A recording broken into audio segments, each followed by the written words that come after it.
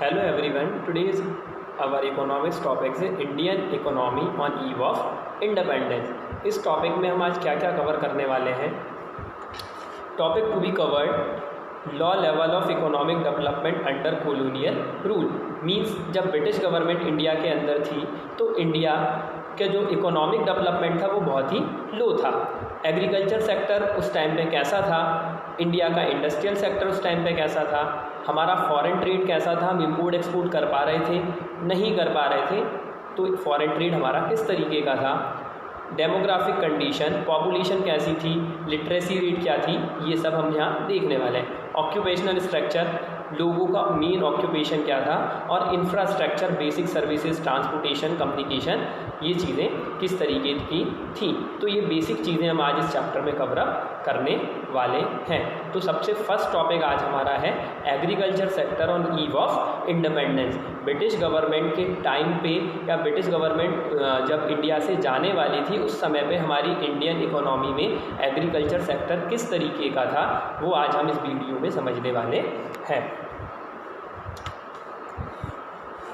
Agriculture sector on the eve of independence. तो किस तरीके का एग्रीकल्चर सेक्टर हमारा था हम इस फ्लो चार्ट की हेल्प से समझने वाले हैं. फर्स्ट पॉइंट यहाँ पे हमें दिख रहा है small and fragmented land holding. Means उस समय पे जो फार्मर्स थे, जो कल्टिवेटर्स थे, उनके पास जो लैंड होल्डिंग्स थी वो बहुत छोटी थी. ये दो रीज़न से हुआ था. फर्स्ट रीज़न इसमें क्या था कि जब फैमिली का साइज़, इंडिया की पॉपुलेशन पहले से ही बहुत ज़्यादा है और जब फैमिली का साइज़ बढ़ा तो लैंड होल्डिंग क्या है, बहुत छोटी हो गई. दूसरा, जो ब्रिटिश गवर्नमेंट थी उनने ज़मींदारी सिस्टम स्टार्ट किया और ज़मींदारी सिस्टम से जो फार्मर रेंट नहीं दे पा रहा था एग्रीकल्चर का, उसकी लैंड होल्डिंग को क्या कर लिया जा रहा था, ब्रिटिश गवर्नमेंट द्वारा एक्वायर कर लिया जा रहा था. तो small and fragmented land holding. Second point हमें यहाँ दिख रहा है आउटडेटेड टेक्नोलॉजी. उस समय पे इंडिया के पास कोई बहुत अच्छी टेक्नोलॉजी एग्रीकल्चर सेक्टर के लिए नहीं थी. हम जो भी एग्रीकल्चर सेक्टर में टेक्नोलॉजी यूज़ कर रहे थे वो इंडिया की ट्रेडिशनल टेक्नोलॉजी थी, तो आउटडेटेड टेक्नोलॉजी. थर्ड पॉइंट हमें दिख रहा है डिपेंडेंस ऑन रेनफॉल. हम फुल्ली किसके ऊपर डिपेंड थे, रेनफॉल के ऊपर, मानसून के ऊपर इंडियन एग्रीकल्चर अभी भी डिपेंड है. और उस टाइम पे तो हम पूरे तरीके से किसके ऊपर डिपेंड थे, रेनफॉल के ऊपर. हमारे पास कोई भी प्रॉपर इरिगेशन फैसिलिटी अवेलेबल नहीं थी. जिस साल अच्छी बारिश हो रही थी उस साल तो हमारा एग्रीकल्चर सेक्टर प्रॉपर वे में चल रहा था, पर जिस साल अगर बारिश नहीं हो पा रही थी तो हमारा एग्रीकल्चर सेक्टर इतने प्रॉपर वे में नहीं चल पा रहा था. तो वही है हमारा थर्ड पॉइंट यहाँ पे, dependence on rainfall. Fourth point है low level of production and productivity.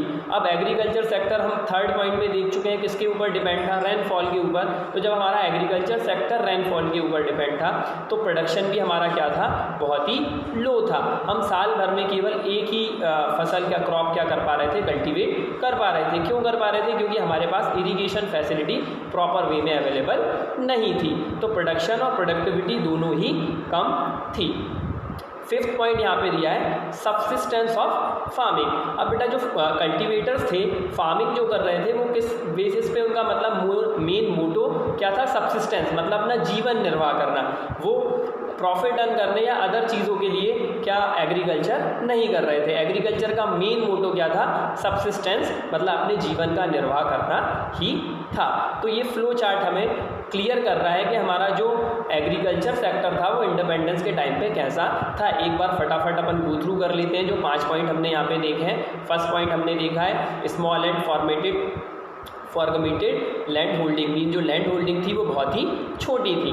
Second हमारा है तो छोटी जो लैंड होल्डिंग थी उसमें प्रोडक्शन प्रॉपर वे में उतना नहीं हो पा रहा था. सेकंड हमारा है आउटडेटेड टेक्नोलॉजी. तो हमारे पास जो टेक्नोलॉजी थी वो बहुत ही ट्रेडिशनल थी, पुराने टाइम की टेक्नोलॉजी थी. थर्ड पॉइंट है डिपेंडेंस ऑन रेनफॉल. हम पूरे तरीके से किसके ऊपर डिपेंड थे, रेनफॉल के ऊपर. जिस साल बारिश अच्छी हो जाती थी उस साल तो हमारा क्या था, प्रोडक्शन ठीक था, बट जिस साल बारिश नहीं होती थी उस साल प्रोडक्शन कुछ भी नहीं हो पाता था. फोर्थ पॉइंट है low level of production and productivity. तो प्रोडक्शन और प्रोडक्टिविटी दोनों का लेवल हमारे यहाँ क्या था, बहुत ही लो था. क्यों बहुत लो था, क्योंकि हमारे पास इरिगेशन, फर्टिलाइज़र ये कुछ भी अवेलेबल नहीं थे, तो प्रोडक्शन बहुत कम हो रहा था और पर हेक्टेयर प्रोडक्शन भी बहुत लो था, तो उसी को हम क्या बोलते हैं, प्रोडक्टिविटी। और लास्ट पॉइंट है हमारा सब्सिस्टेंस फार्मिंग। जो हमारी फार्मिंग थी एग्रीकल्चर सेक्टर की, उसका मेन मोटो क्या था, सब्सिस्टेंस मतलब जीवन निर्वाह करना। हम किसी भी तरीके से इसको कमर्शलाइजेशन या कैश अर्न करने के तरीके से एग्रीकल्चर को नहीं ले रहे थे। हमारा जो भी एग्रीकल्चर करने का मोटो था वो क्या था, केवल सब्सिस्टेंस मतलब हमारा जीवन निर्वाह करना ही उसका मेन मोटो था। लास्ट अब हमारा है causes for the stagnation of Indian agriculture during colonial period. Means ऐसे कौन से रीजंस थे जब हमारा एग्रीकल्चर सेक्टर इतना स्टेग्नेट मतलब इतना रुका हुआ, स्थिर क्यों हो गया, ऐसा क्यों हुआ, क्योंकि इससे पहले हमारा एग्रीकल्चर बहुत ही अच्छा था, बट ब्रिटिश गवर्नमेंट के टाइम पे हमारा जो एग्रीकल्चर सेक्टर है वो स्टेग्नेट मतलब रुका हुआ क्यों हो गया, इसके पीछे क्या कारण मेन थे। तो फर्स्ट पॉइंट है यहाँ पे land revenue system. First point है लैंड रेवेन्यू सिस्टम में ज़मींदारी सिस्टम। जो ब्रिटिश गवर्नमेंट है उनने ज़मीन लैंड के ऊपर क्या स्टार्ट किया, ज़मींदारी सिस्टम, और एक बहुत ह्यूज अमाउंट रख दिया कि आपको जितना भी प्रोडक्शन है उसका एक अमाउंट ज़मींदार हर एक एरिया के स्पेसिफिक ज़मींदार हुआ करते थे, और जो ज़मींदार हैं वो एरिया के ओनर की तरह ट्रीट होते थे। अब वो ओनर है और जो किसान है वो टेनेंट मतलब किराएदार की तरह था, उस पर वो केवल एग्रीकल्चर कर रहा था और एग्रीकल्चर करके बदले में क्या दे रहा था, उसके ऊपर एक अमाउंट किसको पे कर रहा था, हमारे ज़मींदार को। अगर कोई फार्मर किसी रीज़न से अमाउंट पे नहीं कर पाता है तो उसकी जो लैंड होल्डिंग है वो उससे छीन ली जा रही थी और किसको दे दी जा रही थी, ज़मींदार को ही वो लैंड होल्डिंग हो जा रही थी। अब यहाँ पे दो चीज़ें ये हो रही थी, एक तो ज़मींदारों टैक्स ले रहे थे कल्टीवेटर से, दूसरा क्या हो रहा था, जो ज़मींदार है वो जितनी स्पेसिफिक लिमिट थी उससे ज़्यादा टैक्स ले रहे थे, क्योंकि ब्रिटिश गवर्नमेंट के पास इसका कोई भी प्रॉपर रिकॉर्ड नहीं था। नेक्स्ट फिर हमारा दिख रहा है फोर्स कॉमर्शलाइजेशन ऑफ एग्रीकल्चर। अब जो ब्रिटिश गवर्नमेंट है उनने क्या किया है कि हमारे जो कल्टीवेटर है उनको बहुत फोर्स किया कि आप कैश क्रॉप का प्रोडक्शन बहुत ज़्यादा करेंगे, फूड क्रॉप का आप प्रोडक्शन कम करेंगे और किसका प्रोडक्शन ज़्यादा करेंगे, कैश क्रॉप का ज़्यादा। कैश क्रॉप मतलब जिनको हम मार्केट में बेच सकें और जो इंडस्ट्री के लिए रॉ मटेरियल की तरह यूज़ हो सके, उनको हम क्या बोलते हैं, कैश क्रॉप। तो कैश क्रॉप के ज़्यादा यूज़ के ऊपर हमारे ब्रिटिश गवर्नमेंट ने इंडियन कल्टीवेटर्स को फोर्स किया।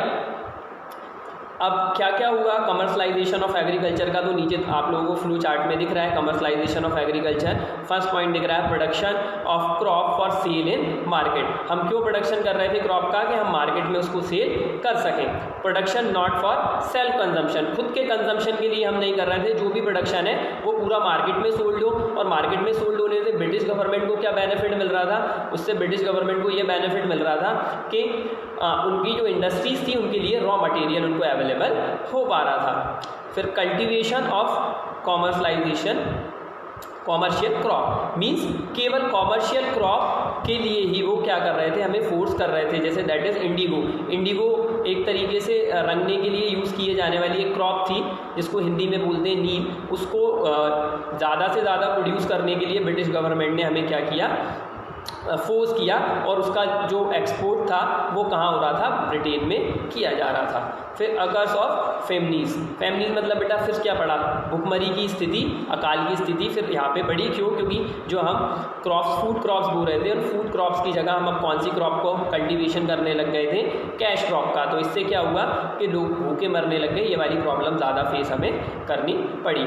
अब इन्हीं के बीच में बेटा एक प्रॉब्लम हमें और फेस करनी पड़ी, वो है पार्टीशन ऑफ कंट्री। उसी समय पे जब ब्रिटिश गवर्नमेंट इंडिया से जाने वाले थे तो हमें क्या हुआ बेटा, पार्टीशन हुआ कंट्री का, ये हम सब जानते हैं, और इंडिया 3 पार्ट में डिवाइड हो गया, इंडिया पाकिस्तान, देन वो पाकिस्तान जो था हमारा वेस्टर्न पाकिस्तान, अब बांग्लादेश, हम उसके बांग्लादेश के नाम से हम उसे जानते हैं। तो पार्टीशन ऑफ कंट्री। अब पार्टीशन होने से क्या क्या हमें लॉस हुए, तो फर्स्ट पॉइंट हमें इसमें दिख रहा है, जो थर्ड पॉइंट है हमारा पार्टीशन ऑफ कंट्री, उसमें हमें फर्स्ट पॉइंट दिख रहा है फूड क्राइसिस इन इंडिया। क्या हुआ, इंडिया के अंदर भारत में जो खाने की फसलें थी, फूड्स क्रॉप थी, उनका बहुत ज़्यादा शॉर्टेज हो गया। देन सेकंड हमें दिख रहा है rice, food producing area west Punjab and Sindh went to Pakistan. अब जो राइस मीन्स चावल का उत्पादन जो हो रहा था, वो चावल के उत्पादन का एरिया था वेस्ट पंजाब एंड सिंध, किसके पास चले गए, पाकिस्तान में चले गए। अब राइस हम सब लोगों को पता है कि इंडिया के लिए बहुत मेन फूड ग्रेन है, कंजम्पशन जो हम करते हैं उसमें राइस का एक बहुत ज़्यादा इंपॉर्टेंट पार्ट होता है। तो जो राइस प्रोडक्शन का एक बहुत बड़ा एरिया था वो कहाँ पे चला गया, पाकिस्तान में चला गया। तो ये भी हमें प्रॉब्लम देखनी पड़ी। तो इस वीडियो में हमने समझा कि ब्रिटिश गवर्नमेंट के आने के टाइम पर हमारा एग्रीकल्चर सेक्टर किस तरीके का था और एग्रीकल्चर सेक्टर हमारा इतना बैकवर्ड था तो उसके पीछे क्या रीज़न थे, लास्ट में हमने ये समझा। अब इसके बाद नेक्स्ट टॉपिक जो हमारा है industrial sector on eve of independence